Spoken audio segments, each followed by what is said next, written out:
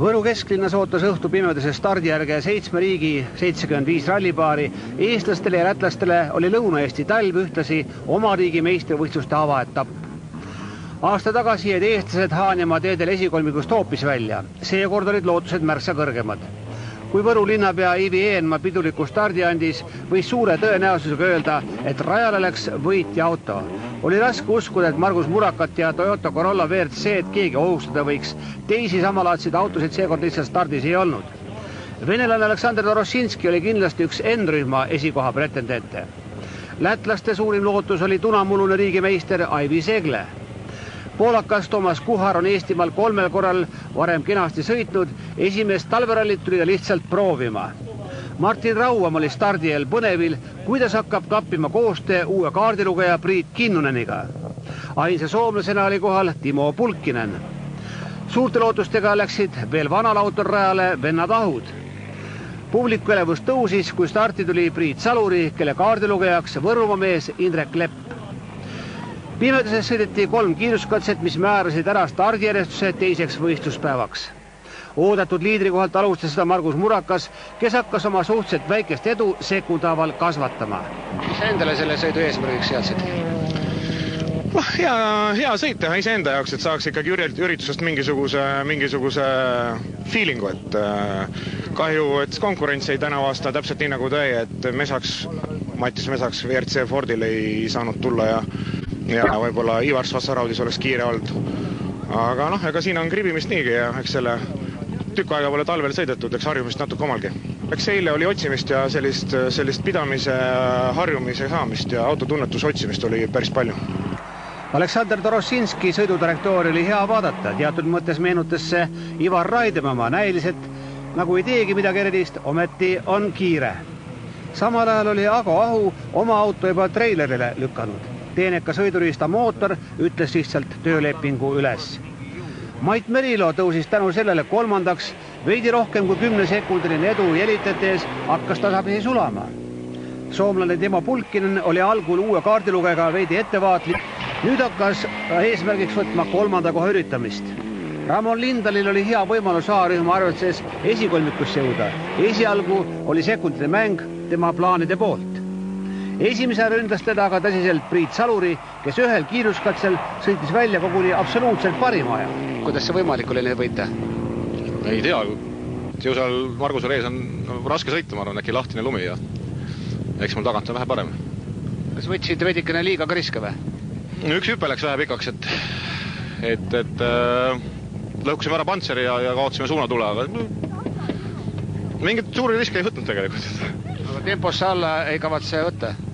No ei kavatse jah, et eks siin meil on Ramoniga võidusõit käimas, et me proovime lõpuni.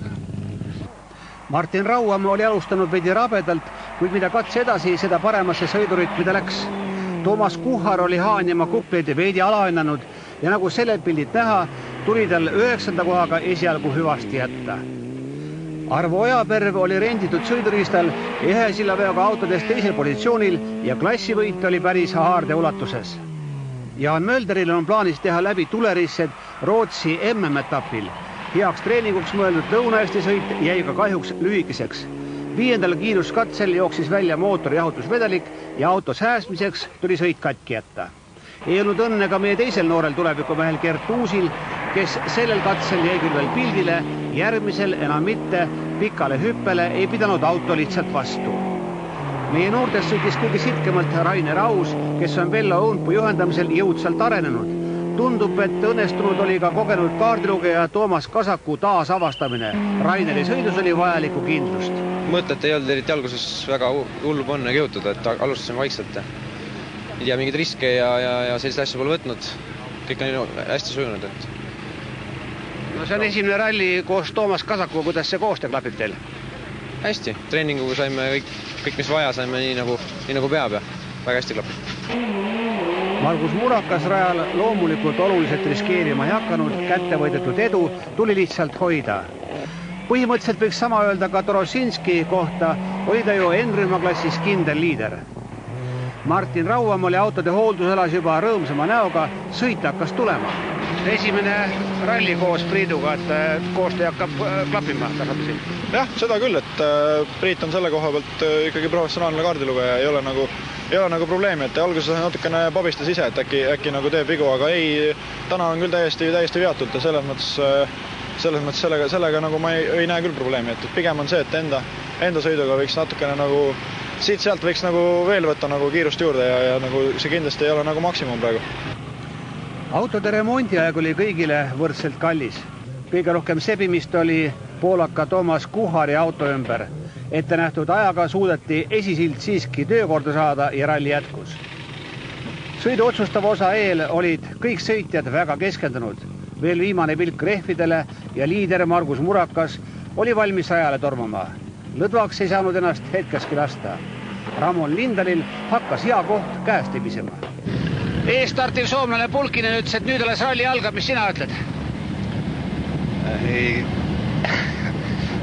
No päris nii vist ei saa öelda, et nüüd alles algab, aga noh, eks nüüd pannakse asjad paika, jah. Ma arvan, et peale seda katset on enam-vähem asi selge, et kas tasub veel virutada või mitte. Lähed ise täie peale välja? No üsna, jah. Samal ajal oli Martin Rauam võtnud kinda plaani vahet Rossinskiga vähendada. 2 järjestikust parimat kiiruskatseaega olid selle selge tõestus. Soomlane Pulkinen pidi lootuse 3. kohale lõplikult maha matma. Nüüd tuli veel tõrjuda hoopis Priit Saluri ja samuti Mait Merilo rünnakuid. Viimasel kiiruskatsel tõestas Margus Murakas, et 5 parimat aega 9 on sellel rallil tema omad. Rossinski sai kindla N-rühma võidu, vaatamata Martin Rauami ponitsustele, jäi nende vaheks lõpuks 27,5 sekundit. Esikolmikule järgnes 4. Priit Saluri, kes A-rühmas oli teine. 5. ja N-rühma 3. koht kirjutati esialgu Mait Merilo arvele. 6. kohaga pidi leppima soomlane Timo Pulkinen. Absoluutarvestuse 7. tulemuse sõitis välja Ramon Lindal. A5 klassis lõpetasid ralli võidukalt vennad Ojaperved. E8 klassi esikoht kuulus Haanjamaa teedel Rainer Ausile. E7 klassis kiirem Gabriel Müürsepp. Pidulik finiš oli taas Võru kesklinnas, loodetud võidu jättis koju Margus Murakas. Margus, kas lõpuosa sõitsid juba nii-öelda kindla peale? Kindla peale küll, aga tohutult aeglaselt. Meil oli seal natukene probleeme piduritega ja üritasime vähe kokku hoida ka, jätsime hommikused rehvid autole alla, aga viimased 3 katsed olid selle ralli kõige talvisemad ja seal oleks olnud teravat naela vaja, aga noh, läks nii nagu läks. Milline katse neist 3 kõige raskem oli lõpus? Ma arvan, et eelviimane katse oli, et seal on väga hooga minek ja see pidamine oli ka kehvapoolne, et siuke päris raske oli. Ütleme nii, et Rossinski ja N-rühma autoga päris kõvasti vastu. Ja, poisid on sõitnud ja eks pluss ka see, et eelmise aasta rada oli täpselt sama, eks. Kui sa oled siin eelmine aasta võistelnud, siis on nagu kohad tuttavad ja situatsioonid tulevad nagu tuttavad ette ja see oli poistele väike pluss. Aga et ta kiire on, seda näitab ise, et on kiire loomulikult. Mis su ralli hooaeg tänavastel endas kujutab veel? Ma arvan, sõidame kõik Eesti meistrivõistluste etapid ja järgmine võidusõit peakski olema 2 nädala pärast Lätist Sarma. Ladusalt korraldatud võistluse hing Andu Värton ulatas traditsioonilised võidupärjad Margus Murakale ja Aare Ojamäele. Meestel oli põhjust teineteisel kätt suruda. N-rühma võitjana veeres finišiväravate vahele Aleksander Rossinski. Publiku aplausi teenisid Martin Rauam, Toomas Kasak, kes sellelt rallilt võtsid siis N-rühma arvestuses 2. koha. Kas N-rühmas saavad Rossinski ja Rauamerel 3. koha Mait Merilo, Peep Kallaste, see saab selgeks alles selle nädala lõpuks, kui žürii teeb otsuse nende auto tehnilise vastavuse suhtes. Nii et kahjuks jätkub ralli veel ka paberil. Kokku said Lõuna-Eesti talverallil lõpptulemuse 52 paari. Eesti meistrivõistluste teine etapp sõidetakse veebruari 1. nädalavahetusel Lätimaa teedel. Ja saate lõpetuseks põgus pilk eelolevale nädalavahetusele. Rapla kaardirajal sõidetakse tänavasõiduautode Hepa Karmani karikavõistluste teine etapp. Võistlussõidud algavad juba kell 10 hommikul, sest oma osavõtust on teatanud ligi 100 võistlejat. Rakvere külje all Pikametsa ja krossirajal saab tänu külmadele ilmadele alustada Eesti talviste meistrivõistlustega motokrossis. Võistlussõidud algavad keskpäeval, aga sellest kõigest juba meie järgmises saates.